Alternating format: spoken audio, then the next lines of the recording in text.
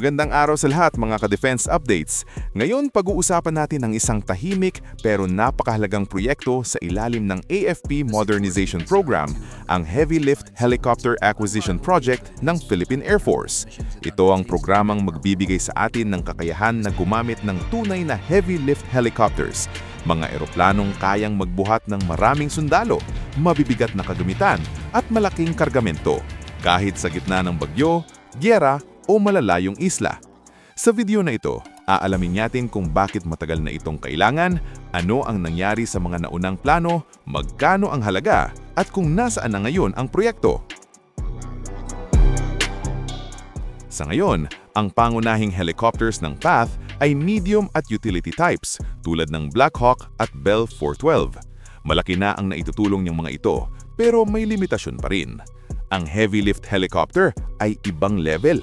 Kaya nitong mag-transport ng artillery, military vehicles, construction equipment at maraming sundalo sa isang biyahe lang. Kaya rin itong magsabit ng mabibigat na kargamento sa ilalim gamit ang sling load na sobrang mahalaga sa rescue at disaster response. Sa isang bansang archipelagic tulad ng Pilipinas na may mahigit 7,000 isla at laging tinatamaan ng bagyo at lindol, napaalaking advantage ang ganitong kakayahan. Hindi lahat ng lugar may runway o daungan, pero halos kahit saan pwedeng maglanding ang helicopter.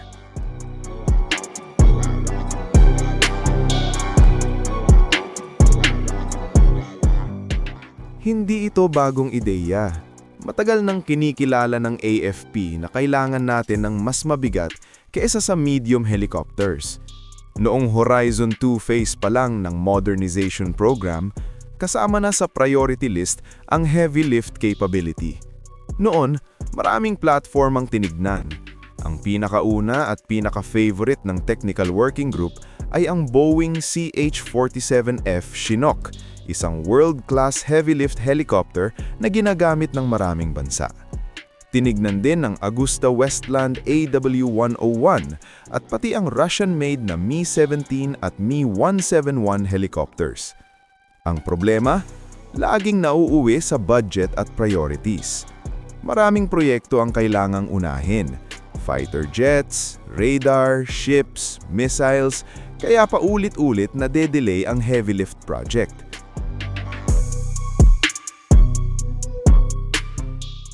Isa sa pinakamalaking hakbang noon ay ang planong pagbili ng 16 Mi-17 helicopters mula Russia.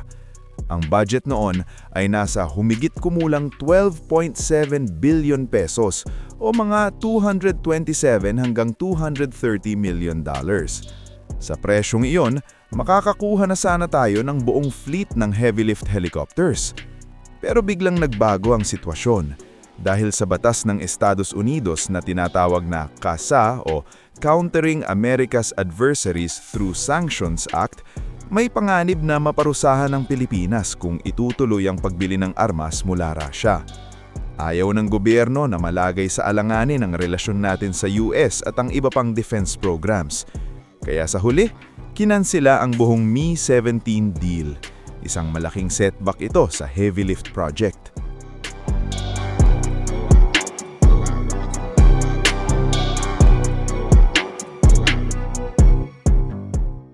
Dito pumapasok ang isa sa pinakamalaking problema, presyo.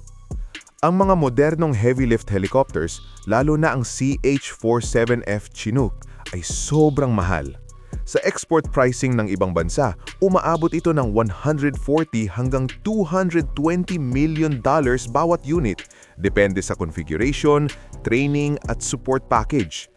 Ibig sabihin, kung gusto ng Pilipinas ng kahit 4 o 5 Chinooks lang, kailangan ng napakalaking budget. Malinaw na hindi sapat ang dating pondo na inilaan para sa Mi-17. May magandang balita naman. Noong mga nakaraang taon, may binanggit na posibleng $100 million na foreign military financing mula sa US na pwedeng gamitin para tumulong sa pagbili ng US-made helicopters tulad ng Chinook. Pero hanggang ngayon, wala pang official na kontrata na inanunsyo.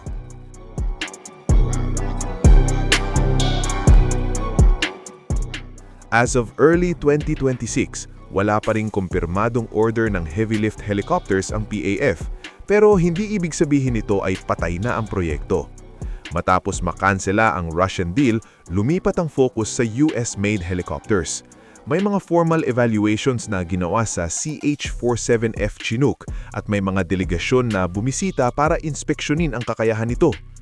Ayon sa ilang defense analysts, may mga pag-uusap na naganap sa pagitan ng Pilipinas at ng US para sa posibleng pagbili ng 4 hanggang 5 Chinooks na may kasamang financial assistance.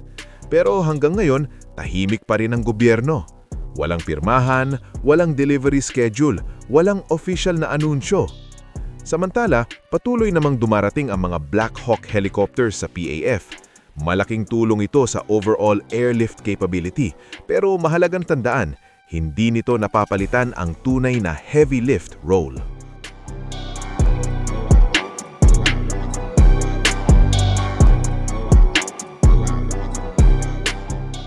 Unang-una, ang pinakamalamang na kandidato ay ang Boeing CH-47F Chinook. Ito ang gold standard sa heavy lift helicopters. Kayang magbuhat ng malalaking sasakyan, artillery at dusen-dusenang sundalo. Subok na ito sa gyera, rescue at humanitarian missions. Kung pipili ang AFP ng Western Solution, halos siguradong Chinook ang unang opsyon. Pangalawa, ang Mi-17/Mi-171 family ng Russia. Sa papel, maganda ang performance at mas mura kumpara sa Western helicopters. Pero dahil sa political at sanctions risk, halos sarado na ang pinto para sa opsyon na ito. Mayroon ding mga theoretical options tulad ng AW101 o Sikorsky S92, pero sa ngayon, wala namang senyales na aktibong tinutulak ang mga ito.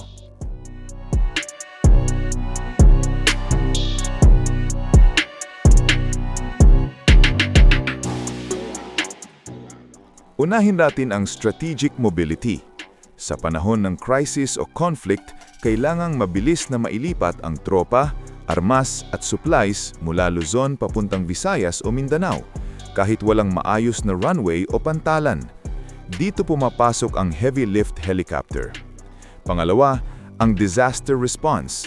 Ilang beses na tayong tinamaan ng super typhoon, lindol at pagbaha. Isipin ninyo kung gaano kalaking tulong ang isang helicopter na kayang magdala ng truck, excavator o toneladang relief goods diretso sa isolated areas. Pangatlo, ang interoperability. Kapag may joint exercises tayo kasama ang US at ibang allies, mas madali tayong makiki-operate kung pareho tayo ng platform, tulad ng Chinook. At panghuli, ang force modernization. Sa ngayon, malakas ang PAF sa medium at utility helicopters, pero may malaking butas sa heavy lift capability.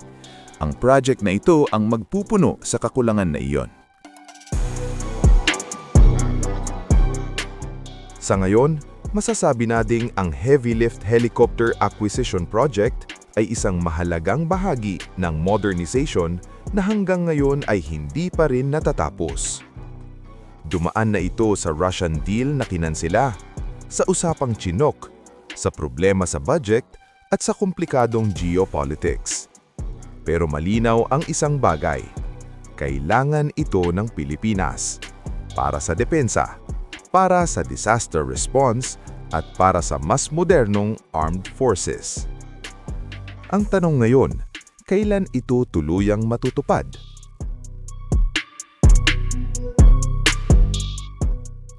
Bago tayo magtapos, gusto kong marinig ang opinyon ninyo.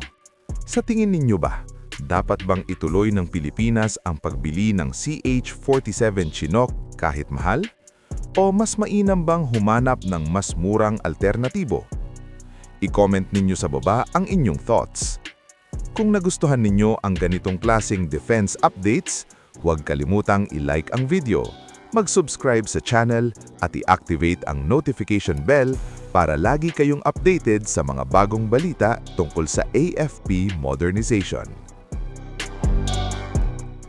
This is Philippine News. Maraming salamat sa panunood at magkita-kita tayo sa susunod na video.